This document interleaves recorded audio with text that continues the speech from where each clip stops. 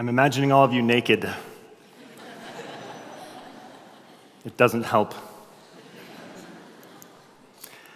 Comfort zones are beautiful places,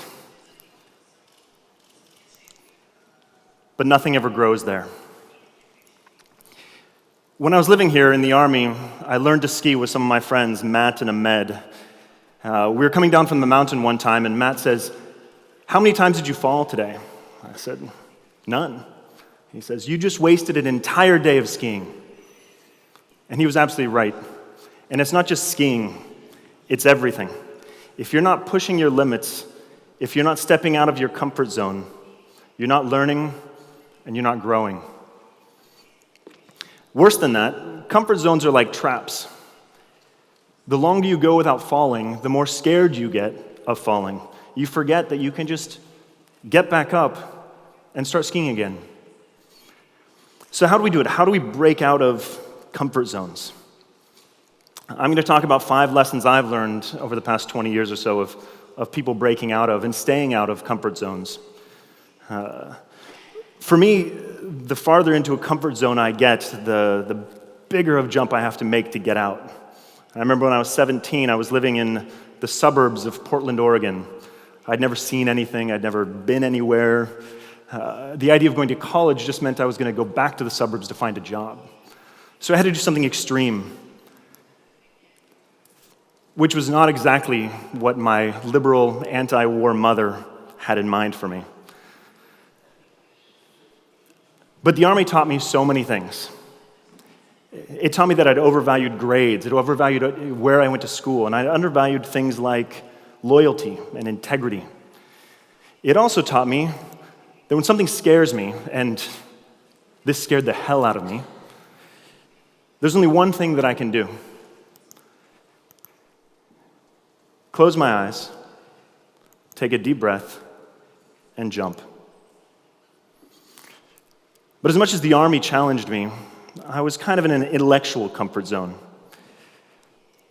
Now, going to Padova to study theoretical math broke me out of my comfort zone.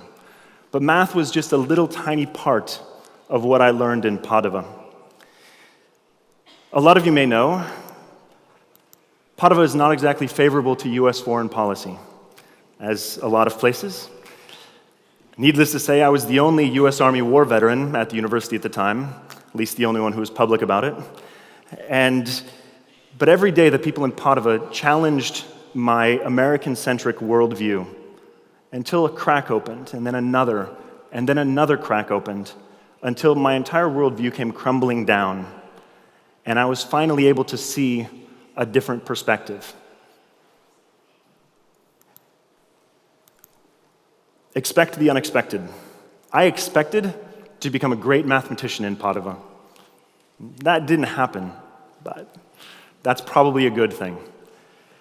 So you have to appreciate the unexpected lessons, the unexpected results, because this new way of seeing the world took me on a path I have no regrets for. So Padova finished, and you can't study forever. And I know a lot of you disagree with that. So it's time to take another jump, with a little help from my best friend kicking me out the door. And I went to Iraq with Mercy Corps, a humanitarian organization that allowed me to work on some of the problems I had been a part of creating. There was a lot of suffering in Iraq, but there was also a lot of inspiration, like my friend Dr. Kothar. Dr. Kothar comes from a small town that was hit pretty hard by a lot of violence and a lot of conflict. And she experienced a lot of that directly herself. It's a very conservative town. A lot of the women are covered. A lot of them can barely leave their house. And then you have Kothar walking around in tight jeans and high heels. She was afraid of no one.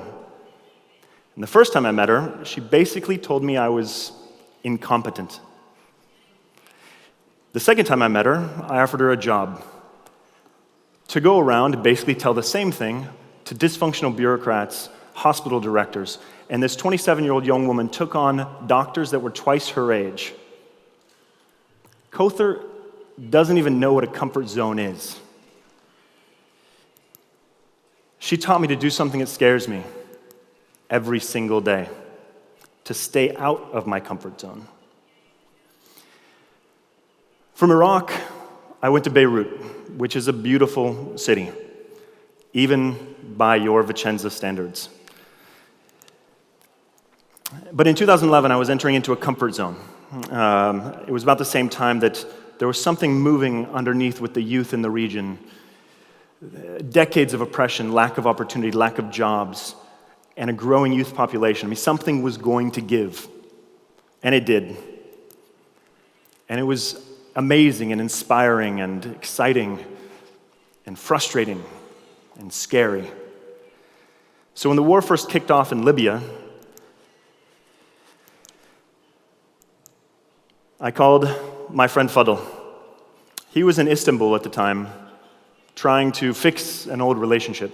And I said, hey, you want to go to Libya with me?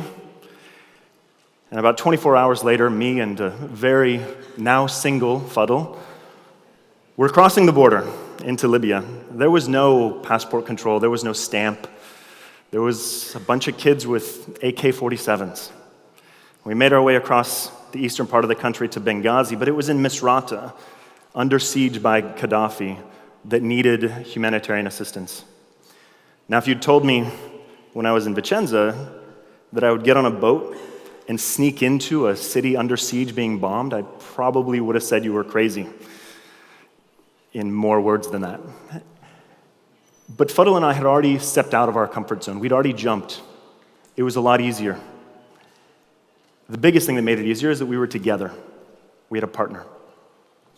When we get to Libya, we get to Misrata, and the first thing we had to do was find a safe place to stay for some obvious reasons. We found this really stable building. We asked some of the rebels, hey, can we stay there? And they said, it's an abandoned bank. We don't have the keys. Can we stay there? At this point, I know you have to expect the unexpected, and my mom is proud of me for a lot of things, but breaking into a bank is not one of them. So the first thing we do, we go up on the roof, set up our satellite communications, and I connect to my boss. Then I connect to Facebook. Actually, it might have been the other way around. But I posted on my wall, hey, we're in Misrata, everything is safe. And that's when the unexpected happened. Ahmed, from 10 years prior skiing days, within a minute, posts on my wall, are you seriously in Misrata? My dad is there, and we've been trying to get in touch with him for 2 weeks. That was unexpected. The next day we go out to try to look for him. We're waiting for our ride to get into town. And this older gentleman's talking to us. We meet him at the port, and I say, hey, I'm looking for somebody about your age. Maybe you know him. His name's Ibrahim Dermish. He just looks at me and says, I'm Ibrahim Dermish. Who the hell are you? Very unexpected.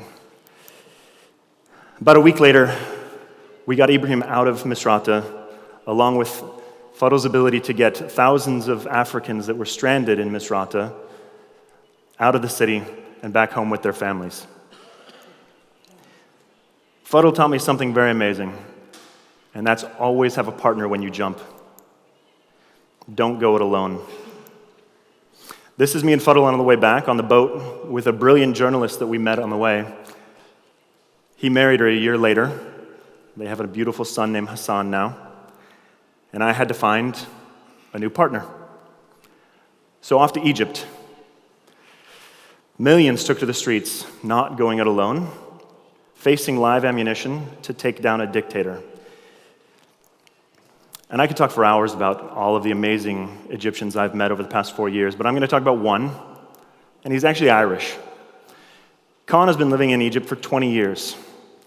10 years ago, he started a company that became a dot-com empire, employing almost 1,000 Egyptians. He was in the streets with everyone else during the revolution, but then after the revolution, what do? There's still no jobs. There's still no opportunity. 1,000 jobs is important, but it's a drop in the bucket in Egypt. We needed 100, 200 Khans, and that's what he does.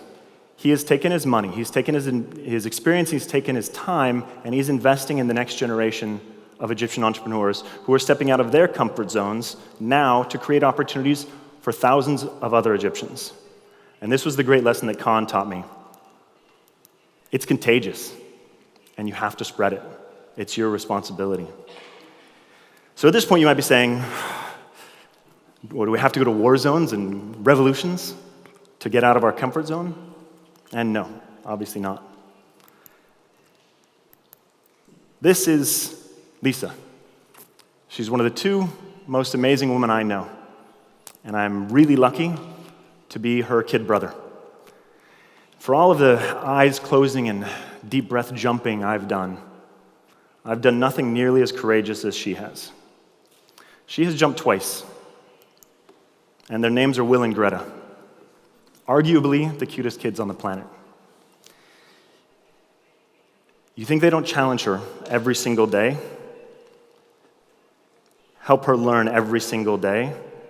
She's permanently outside of her comfort zone because she's a mother.